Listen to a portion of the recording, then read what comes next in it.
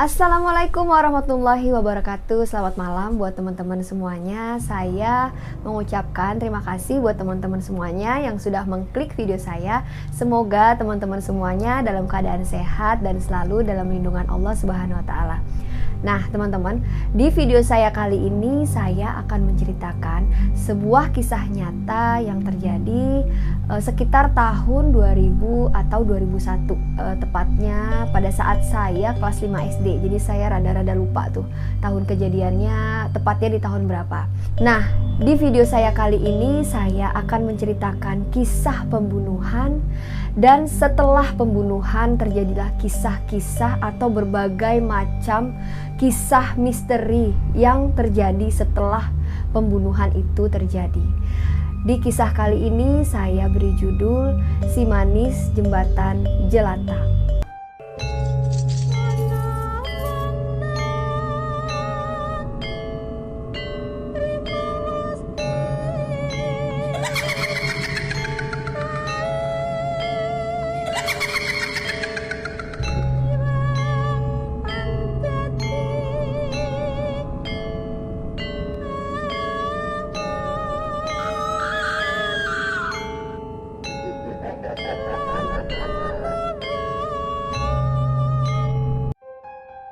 Kisah ini bermula dari sepasang suami istri yang tinggal di kontrakan tidak terlalu jauh dari sekolah saya.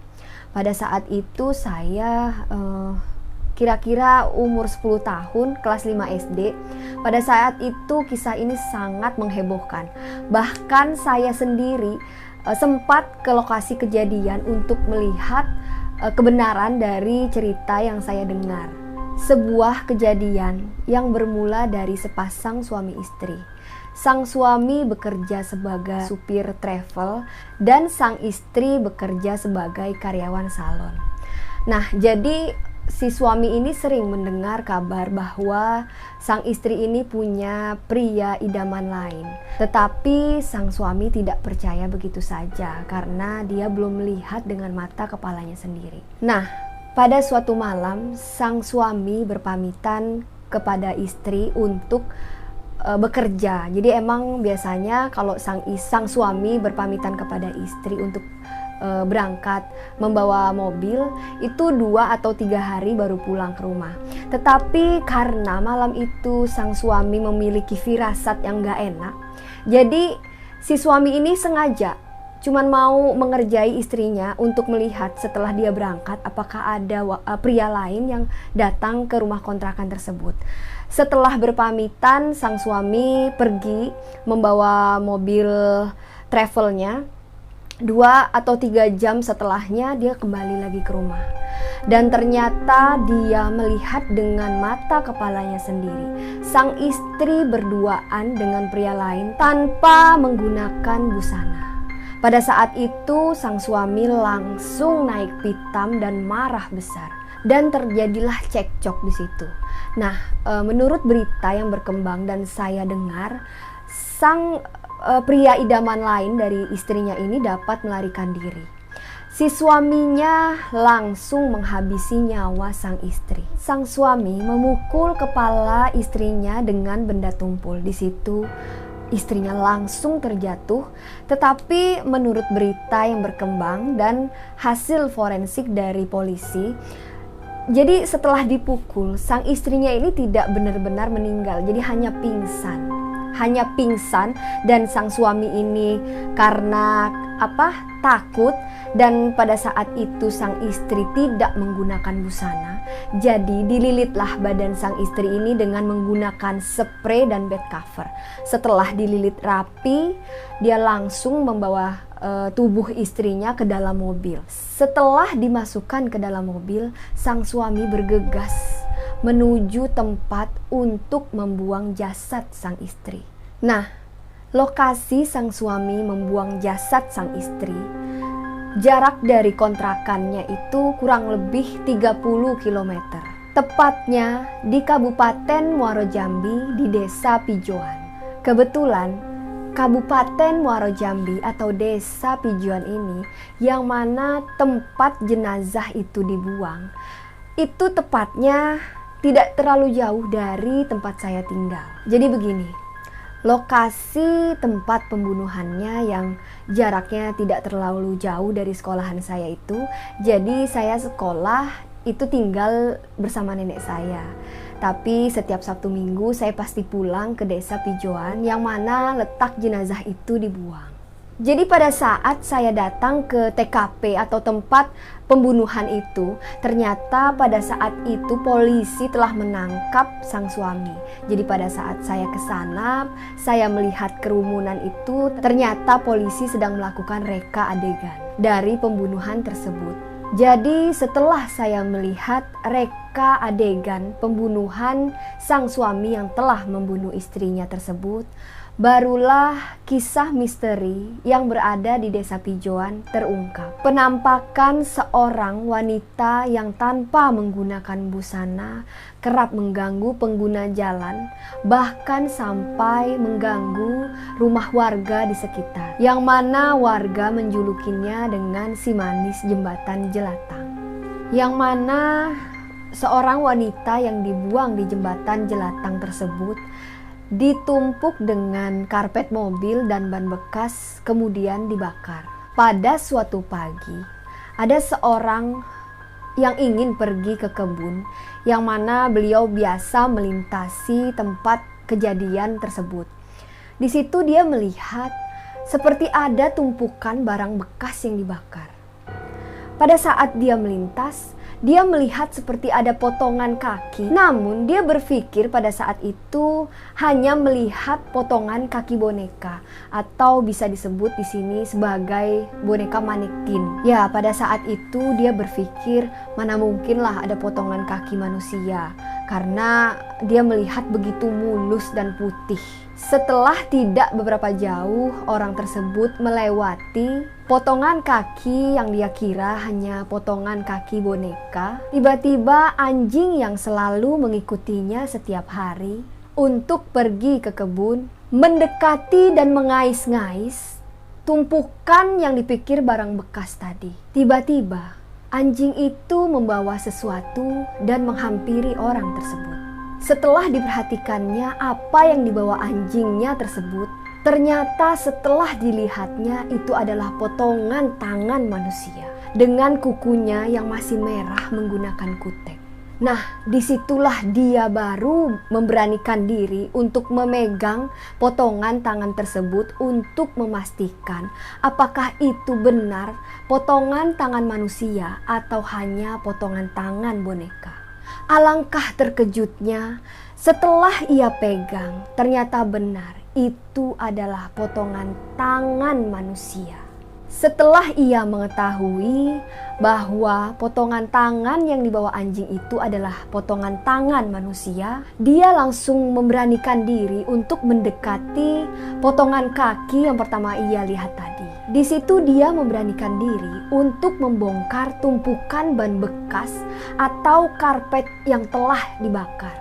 Disitulah dia bisa melihat jelas.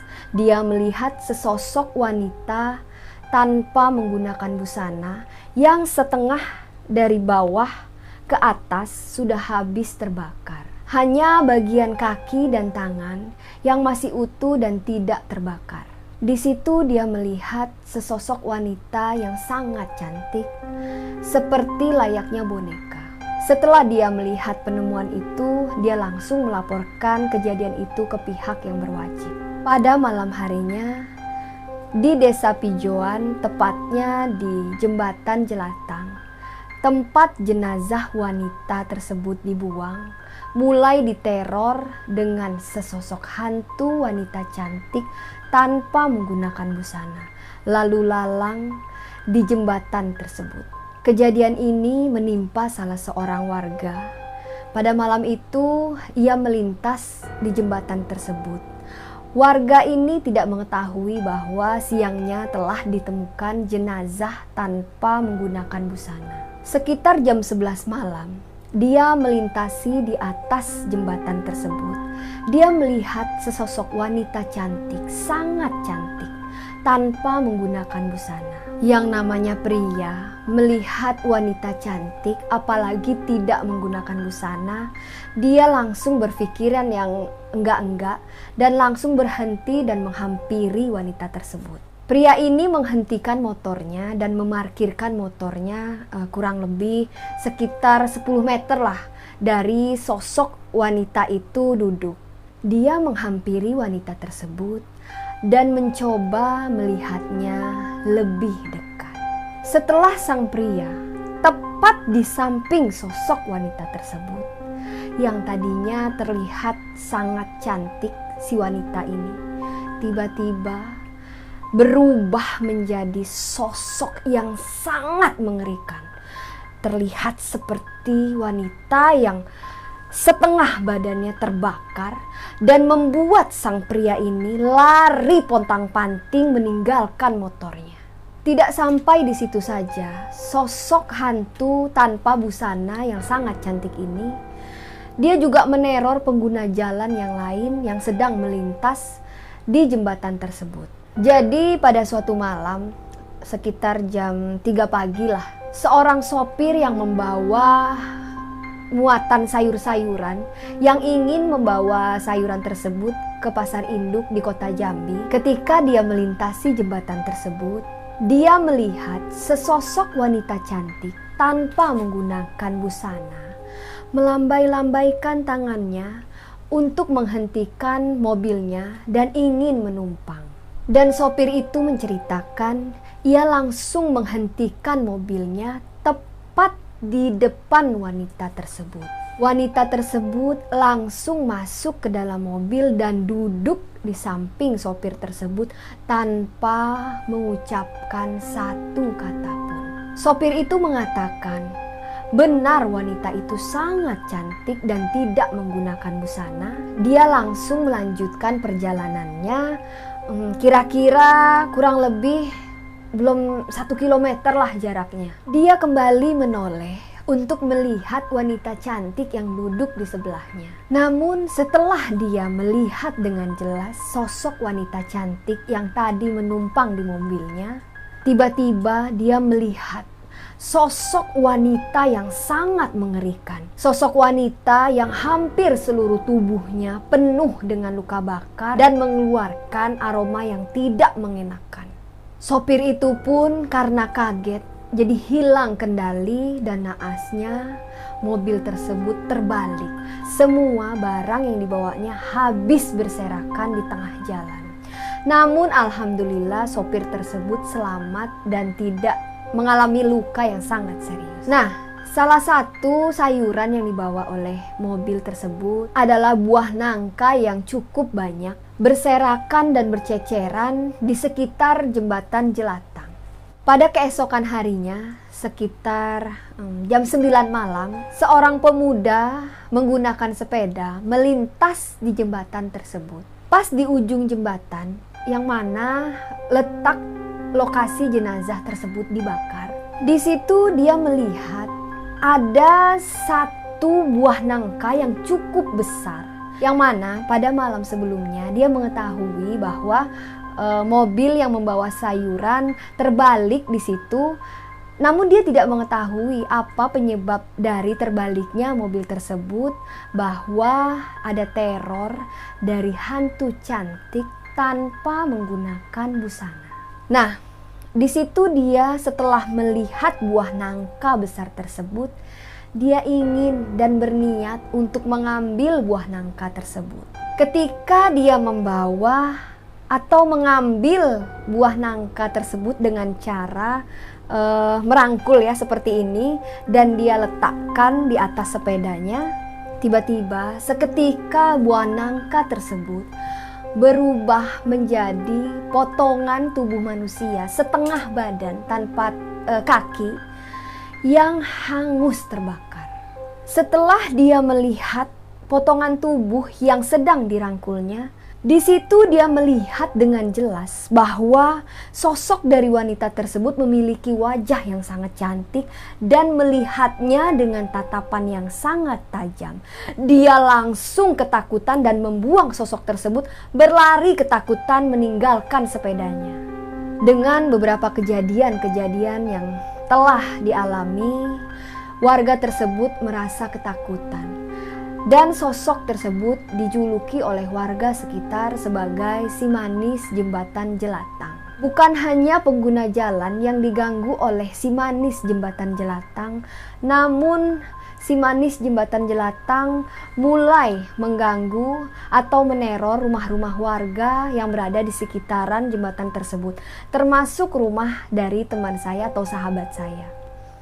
Jadi pada sore hari setelah kejadian ditemukannya sosok wanita tanpa busana yang telah dinamai oleh si manis jembatan jelatang tersebut, warga sekitar jam 6, bahkan sebelum jam 6 itu mereka sudah mulai masuk rumah, sudah mulai ketakutan. Setelah azan maghrib berkumandang, di rumah sahabat saya terdengar seperti orang yang mengetok pintu dan mendengar suara seperti suara rintihan atau suara yang sedang kesakitan. Seperti suara itu terdengar seperti sayup-sayup namun sering. Dan itu bukan hanya rumah dari sahabat saya saja, namun beberapa rumah yang kejadiannya tidak terlalu jauh dari jembatan jelatang. Teror dari si manis jembatan jelatang ini lumayan lama, sekitar beberapa bulan lah, dan membuat warga di desa Pijauan cukup resah, termasuk saya dan keluarga saya juga merasakan hal yang sama, hal yang ketakutan. Jadi setelah beberapa bulan teror dari si manis jembatan jelatang, sosok penampakan tersebut sudah jarang terlihat oleh warga. Yang mana menurut informasi setelah sang suami dijatuhi hukuman karena terbukti bersalah telah membunuh si manis jembatan jelatang, sosok itu pun sudah tidak pernah mengganggu warga lagi, namun masih ada sampai sekarang. Sosok tersebut masih ada sampai sekarang di jembatan jelatang. Demikian kisah dari sosok penampakan si manis jembatan jelatang yang terjadi sekitar di tahun 2000 yang berada di desa saya, di desa Pijauan. Terima kasih buat teman-teman yang sudah mendengarkan kisah ini. Terus dukung channel saya dengan cara subscribe, like, komen, dan jangan lupa di-share ke media sosial teman-teman semuanya. Saya Rahayu Fajri pamit undur diri. Assalamualaikum warahmatullahi wabarakatuh.